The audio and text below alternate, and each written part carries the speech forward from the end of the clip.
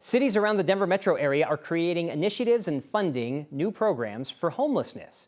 President Trump wants to strip that funding and criminalize homelessness. Our Angeline McCall is here with how the president's plan may affect the Denver area's approach to homelessness. Angeline? Yeah, Marshall, in one of Trump's latest executive orders, it really singles out homelessness policy, suggesting people should be removed from the streets, potentially committing them for mental health or drug treatment involuntarily against their will. Trump is also directing his administration to prioritize funding cities that are harsh on homelessness, like cities that are cracking down on open drug use and street camping.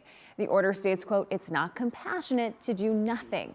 Cities like Denver have taken a different approach, instead investing in services and resources. We spoke with the clinical director of the Department of Human Services and Counseling at MSU Denver, who says research suggests that there is a better approach.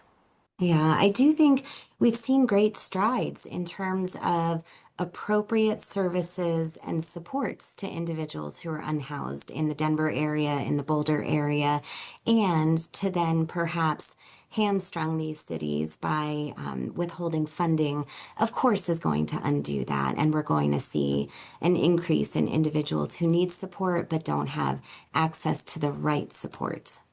The order would make it easier for states and cities to remove outdoor encampments, as well as suggest that they enforce camping bans. Marshall?